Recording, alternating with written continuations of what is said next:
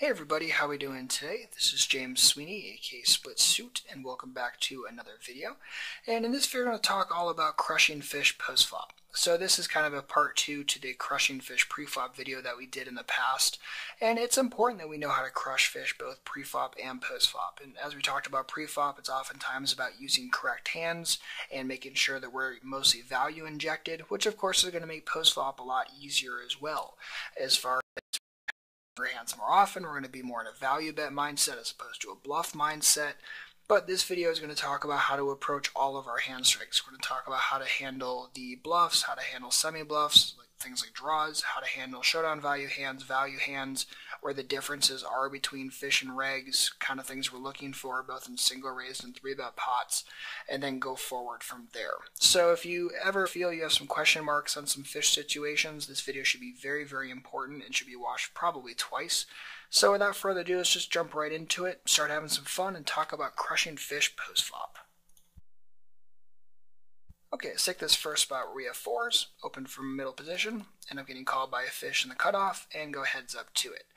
So just conceptually speaking, this is not the rarest of situations. This is a spot that's certainly going to happen from time to time, and we're going to catch this kind of flop a lot of the time, simply because we're only going to hit roughly 12-ish% of the time, so a large chunk of the time we're going to have caught 3 overcard boards or 2 overcard boards, but mostly boards that are not going to be very fun for us. So let's talk about this situation. So some people get confused if they bet as far as what that bet accomplishes. Are they betting for value? Are they betting for a bluff? Are they betting as a semi-bluff? And they get kind of confused. So the big thing you always want to think about is if you bet here and get action, whether your opponent raises, whether your opponent calls, are you happy? Do you expect to be good a large chunk of the time? And I'd say probably not, because when your opponent calls, chances are he has something like pocket 9s or better, he has some sort of 8 or Jack X or King X type hand, and even when he makes, say, a fishy call with a draw, say an Ace 10 type hand, he still has a ton of equity, he has position, and you're going to lose the pot a large chunk of the time, even against a passive fish, who will probably bet at some point in the turn or river when you check to him. So it becomes a situation where when you bet, you're really just hoping for folds. And as we talked about before, fish don't fold. That is the big determinant between a fish and a good player, is usually that discipline. Fish usually don't have it, which means they usually don't fold, which usually means we're not going to be able to bluff very well. So this would be a spot where I'd say bluffing probably isn't all that excellent, and I'd actually rather just check and hope to get a free card, but I also acknowledge that when I check, I'm inducing a bet a lot of the time, and I'm probably just going to have to check fold. And that sucks, but that is what it is. And that's against both passive fish and against aggro fish. Just either way, you're probably not going to win this spot a lot by betting, and I don't really like to try to bluff fish very often, both pre-flop and post-flop. So this would be the kind of spot where I don't mind checking, hating life when I face a bet, and just folding. I think too many people try to force c-bets against fish, and I'm more apt to try to bluff c-bet a fish in position, because at least then I control the rest of the way down. But out of position especially, I'm definitely going to tighten up my bluff c-betting frequency against fish, and if it's just not a good situation, it's not a good situation. Don't force it. By forcing a bluff against a fish, by forcing a bet against someone who's not going to fold, chances are you're just making a huge mistake yourself and just burning money. Okay, let's take another spot where middle position opens and he's some sort of fish, and say that we decide that 3-betting is going to be the best play pre-flop. There are times when I might flat this, there are times when I'm going to 3-bet it, I'm certainly not going to fold it against a fishy opponent, but let's just assume that this is a good 3-bet spot. So we 3-bet it, get heads up with him, and see this kind of board. So whether this board was, say, like a Jack 8-3 or an 8-8-3 or 3 low card boards that aren't paired, whatever. They're all roughly the same thing. We missed on them. We're deciding what we want to do. So as I spoke about earlier, in general, I'm more likely to bluff c-bet in position. But that's also in a single raise pot where our opponent's ranges tend to be wider. Now, depending on who MP is, can certainly change things. So if MP is a passive fish, when he opens and then calls the 3-bet preflop, chances are he's going to be relatively strong, which is going to make it very difficult for us to c-bet and expect to generate a lot of folds, particularly because we have ace-king, which actually makes it more difficult for him on a combo basis for him to have things like ace-queen, ace-jack, king-queen. So it actually pushes more combos, more weight towards him having like a pair type hand, like a 9s plus. And even if a fish, say, made the mistake of calling preflop with a 4s, 5s, 6s, 7s, whatever, chances are a bet probably won't fold that either, particularly on this kind of texture. So it becomes a situation where against that I'd either have to fire multiple barrels to try to shake them, and do I really want to risk, 13 now and 20 something on the turn, and now all of a sudden I'm throwing in a very, very large chunk of my stack trying to bluff a fish, and that's usually not something that I want to do a lot of. I'm not saying I never do it, but just in general, I'd always rather take the safe approach of, okay, I missed the board, it is what it is, I'll just kind of get out nice and cheap and easy, as opposed to trying to throw in a lot of money, maybe chasing something that's not even that good. So that's just kind of first and foremost, and again, it always boils down to ranges and how much of his range is realistically going to fold if we do make a bet here. And it's tough to say, but just in general against fish, again, I don't mind not throwing out the bluff c-bet. We do have position, it increases the chances that we can actualize some equity as well. If we check behind, we can always try to improve to an ace or a king or maybe a backdoor heart draw. And just ultimately, if you don't think the bluff is going to be that good, don't take it. Take the really good bets against fish, the really good bluffs. I'm fine with that. But be very careful when you're just forcing out c-bets, especially in situations where you don't think you're generating a lot of folds, particularly now, because against fish I really don't want to be throwing out a lot of expensive dubs and trips because I don't know how they're going to react to that most of the time, because oftentimes we don't have big sample sizes on them. Just in general, I'd always rather kind of get out cheap and easy rather than start putting in a lot of money without much of an idea on if it's going to be profitable, because I think most of the time it's not going to be all that profitable. So in a situation like this, I don't mind checking behind, and I realize that when I check behind, I am going to induce a bet on the turn or river a decent amount of the time, and that is what it is. And I'm hoping that I improve sometimes, and I can get paid when he does bet into me on those cards, and the times that he decides to check to me, I'm most likely just going to be in a check behind mode. If I didn't bluff the flop, I'm not going to try to bluff the turn, because if he, say, check the flop, check the turn, chances are he has a hand that I actually beat. Occasionally he has the small pairs, but a lot of the time I think he's going to have like an ace queen, king jack, ace jack type hand, and if he didn't bluff the flop or turn, chances are he's not going to bluff the river either, so I can actually end up getting a free showdown and winning this pot a very non-zero percentage of the time. So again, big important inflection points are how do we want to play that flop, and this is why 3-bet pots are always easier in position. I mean, just pots in general are always easier in position, but 3-bet pots against fish with like ace king, 10s type hands are always easier in position, because we can decide if we want to take the bluff c-bet, if we want to try to check back and actualize our equity and maybe get to showdown cheaply sometimes. It's a lot easier in position. And in this particular spot, like I said, I can go either way on the c-bet. I can certainly make it against some opponents with some info, can certainly just say forget it against others. Against this particular opponent, I'm probably fine with the way Hero played it, particularly if you think you can get to showdown with ace high and win a fair chunk of the time, against players that are going to play relatively straightforward. Okay, let's look at another situation that's kind of similar, where we raise, end up getting called by a fish, catch this board, and he checks. So as I've said, in position, way more likely to make the bet. Out of position, less likely to make the bet. I'm not going to give exact frequencies that you should do it, because I certainly could never do that and feel good about it. It's really just in position, more likely, out of position, less likely.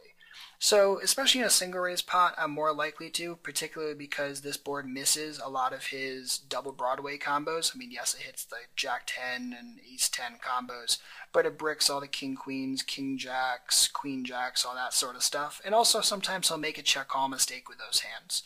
And also, the times that say he check calls here with pocket sixes, or a 10x hand, or 4-5, or whatever it be, it's a situation where I can take two cards and try to actualize my equity. I'm probably not going to do a tremendous amount of turn bluffing, and also kind of speaking about turns, a lot of people will say that they're trying to read too much into this spot, and they say, oh, well, he'll bet here because he has a backdoor flush draw as well.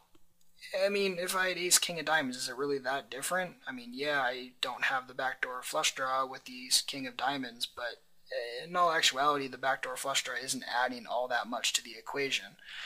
So it's really just more, am I generating enough folds right this moment? If I'm not, am I going to be able to play post-flop, play the turn river really well? And I think we'll be able to. I think we'll be able to take two free cards when we want them. I think we'll be able to generate enough value the times we do catch an ace or king and go forward. So I'm cool if I get folds now. If I generate some folds now and then get a couple extra calls, not the worst thing in the world because at least I have position. So as long as I think I'm generating usually at least like a third to 40% of folds, and I think that we can do that on a board like this, particularly where the double Broadway combos miss the board a lot, and like the mid-range suited connectors like the 6-7, 7-8, all that stuff missed. I think we can definitely generate enough folds here, and the times he calls, again, I'm just planning on playing poker, and I'll just play very value betty on the turn river. Usually not going to be doing a tremendous amount of bluff double barreling or triple barreling, simply because once they call the flop, I can't really expect they're going to do a tremendous amount of folding. I don't have much of an idea on how they're continuing, so I'd always rather play more straightforward and safe than, God forbid, risk too much money and put myself in a really nasty situation. Okay, let's take a spot with queens, where we open from the hijack, end up getting called by a fish in the small blind, go heads up to it, and see this very, very clean jack-high board. So just as a pure default against fish, particularly against passive fish who tend to be very synonymous with calling stations, I just tend to be in a value bet mode. Now, if I face a raise, I'm obviously just going to make a decision, whether that be a math decision or, okay, he's super bluffy here, okay, he's never bluffing enough here, just making a decision based upon that. And if my opponent calls and I face a really nasty turn card, well, I'm just going to make decisions based upon that. How do I think that he would make mistakes? If he'd make enough mistakes, maybe I'll value bet it. If he won't, then I probably won't. It's very, very much that level of simplicity. So in a situation like this, once he checks, I'm definitely in a value bet mode. Fish can and will continue with a lot of second best stuff here. Everything from gut shots to flush draws to jack X to 7X to 5X to 6s to pocket 8s to all that kind of stuff. There's just so many things that can and will continue. And heck, fish are pretty notorious for check calling things like ace queen and ace 10 here. So there's just plenty of stuff that we can generate value from, and especially against a passive fish, I'm definitely going to be betting this. Again, they tend to be calling stations. I never want to miss a value bet against a calling station. Against an aggro fish, I'm still feeling very comfortable. I acknowledge that I'll get check raised a little bit more against an aggro fish, but I'll just make decisions based upon that if I end up facing it. This situation, he calls, turns an 8, he checks. Definitely want to be value betting here. There's plenty of stuff that, again, can and will call. Yes, the 8 isn't the greatest card in the world in that it does fill up a straight draw, whatever, but it fills up things like 2 pair, in a couple of instances, things like 7-8 and jack 8. But by the same token, I don't want to check just because I could be behind. Especially when there's tons of second best hands that can and will continue. Plenty of worse jack X, plenty of things like a 7-6 or 5-6, which he'll call because fish love to draw incorrectly. So it's a spot where I definitely want to bet. If I face a check raise, I'm probably not happy, and I'm definitely going to be folding a little bit more, particularly against a passive fish, just because when a passive fish gets check raisey on a turn or river, chances are you're beat most of the time. And just in general, I mean, think about a passive fish's line. If they call pre-flop, they check call the flop. I mean, those are all very passive actions. When they start getting aggressive on turns and rivers, usually we're not performing all that well. And usually I want a much more nuttish hand before I start giving action. In this situation, he actually just ends up calling, catch a clean 5 on the river, so we're definitely in a value bet mode here.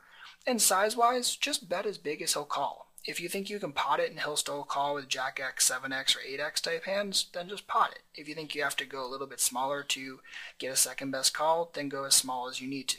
In this situation, I think roughly 3/4 pot is definitely going to be valuable. I think he'll make plenty enough second best call mistakes, and I also want to take a note on his hand. I want to take a note that he called a raise out of position with jack 10 off, that he just check called all 3 streets with top pair. And the reason why I want to do that is because, say he had check raised at some point and I had seen his hand, it's really important that I know if a fish is kind of check calling his top pairs or if he's check raising his top pairs, because that's going to help me in the future if I face a raise from him, deciding whether he's doing that only with things like 2 pairs and sets and those kind of hands, or if he's doing them also with top pair type hands where maybe my overpair performs a lot better. Okay, in this hand we have Queen 9. We steal from the button, end up getting called by the big blind, go heads up to it. And just real quick, a little note about preflop. When I am stealing and there are known fish behind me, I'm usually going to be more careful with the steal range I use. I'm usually going to focus more on using the upper left quadrant of my hand chart as opposed to using things like, say, 9-5 off and that sort of junk, simply because you know the fish is going to call you more often, so you're going to be forced to go post-flop more, and thus you usually want a hand that has more equity, more playability, and will perform better against them. So that's just kind of a quick little note about stealing against fish. But in this situation, we do steal, get called, he checks, and hero bets. So totally on board with the bet here. I want to be betting for value against a fish, whether he's an aggro fish or a passive fish. There are just plenty of second best hands that can and will call. Lots of Jack X stuff, like a King Jack, Ace Jack, Jack 10, Jack 9. There are very few combos of hands that beat us. There's only 3 combos of pocket 4s. There are, 6 combos of Queen Jack. Probably no combos of sets of jacks or queens, so it's a situation where very little beats us. Lots of second best hands can and will continue, and particularly against passive fish, ones that are more likely to draw massively incorrectly, call here with things like Ace King, Ace 10, 9 10, 8 9, King 10, whatever junk that they decide to draw with. There's just plenty of value to be had against a player like that, particularly when we have position. It's going to make turns and rivers a lot easier. So it's the kind of situation where I just want to be betting for value and going from there. So he calls, turn comes an 8, he checks. So this is a spot where I would approach this spot differently versus a fish versus a reg. So against a reg, I would always ask myself, if I bet, what does my bet accomplish? And if I were to bet here against a reg, is a reg really going to make any second best call mistakes? Probably not. He's probably not going to continue with any Jack X, which means he's only continue with Queen X or better, and all Queen X's from a reg are going to beat us. Everything. Queen 10, King Queen, Ace Queen, all that stuff beats us. So it's a situation where against a reg, this bet probably doesn't do too much. He's just going to fold out all of his crap. He's only going to continue with better hands, and we're always just going to lose the max when we're behind. So where's the motivation to do that? Now, against a fish is more likely to continue making second best call mistakes. Things like worse Jack X, things like pair and draws, like a Jack 9, that sort of stuff. And it's the kind of spot where a fish could also occasionally have a worse queen, because fish are fish. They might have a Queen 6 suited, Queen 7 suited, whatever it be.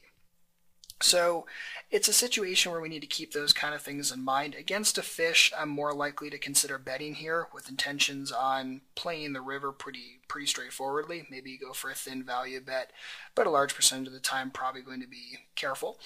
And especially if the board like 4 straights or something like that. And just kind of going from there. I'm not betting here because I have the gut shot. A lot of people get confused and think that's why the bet's being made here, and that's not the case. The bet's being made because the big blind's a fish. I think he's going to make enough second best call mistakes. If I didn't think he was, or would make enough second best call mistakes, I probably wouldn't bet. It's that simple. So if you think he's fishy enough, definitely go for the value bet with intentions on, again, just playing poker on the river. In this situation, the river comes an ace, he checks, and if I bet, I think it's difficult to get looked up by a second best hand. I don't think Jack X is going to feel very comfortable, nor is like an 8-9 type hand. So I don't think the bet really accomplishes a tremendous amount. So I'd rather just kind of check behind here, take a note on whatever he shows, and go forward from there. But again, the big inflection point here, do we steal, do we not? Again, talking about what kind of hand range we want to use, and then also focusing on the turn spot. Again, against a reg, that's going to be a lot different. Against a fish, I'm more likely to consider making the thin value bet and then play poker on the river, as opposed to against someone who would face the turn bet pretty perfectly and not make very many mistakes, or making the bet against him would just kind of be burning money. Okay, in this next spot we have Ace Jack. We raise from hijack, get called by the button, go heads up to it, and end up catching a flush draw. So as a default, I would be betting here. My general thought process when I have an 8 plus out draw on the flop is going to be to bet it, whether I'm in position or out of position, and just simply go forward from there. So it's one of those situations, I don't care if the button folds, I don't care if the button calls, and if the button raises, I'll just make a math decision. Very simple. So in this situation, I like the bet, like the size, everything looks good so far. Get called, and turn comes a 5 of diamonds. So at this point, I want to talk about a couple things. One, if, say, the button were a passive fish or a calling station, as a default, I can't expect that if I check, he's going to bet. which means I should just keep betting myself, because if I check and God forbid he checks behind, it makes it very, very difficult to get a huge pot on the river. And at least if I bet something here and he calls, I set it up for a largish pot sometimes. And, he's not going to continue 100% of the time on the turn, but passive fish and calling stations are notorious for making too many call mistakes, and thus I think I can generate enough value, even with, say, just a $12.50 bet, go from there. Now, I could also consider going for a check, and players who I am likely to consider checking against are aggro fish. Players who, the players who have the I have to bet when someone checks to me mentality. Against that player, checking here can be totally valid because you're likely to induce that bluff, and you're likely to induce it a huge chunk of the time. I don't want to check here if I think I'm going to induce a bet 10% of the time, because I think I lose way too much value in that situation, particularly because the 5 is a pretty clean card. I mean, yeah, it fills the flush draw, but other than that, it's pretty much a weak brick. So, I mean, it does put the 4 straight going up, or the 4 flush and the 4 straight going up, so it's not a brick in that sense, but it's not a very scary card right this moment. So, if I think I can induce a bet a huge chunk of the time, I'm very likely to consider checking. If I thought, or I wasn't sure, if say I thought that he wouldn't bet a lot, or I thought that I'm not 100% sure what he's going to do if I decide to check, then I'm just going to bet myself. Something like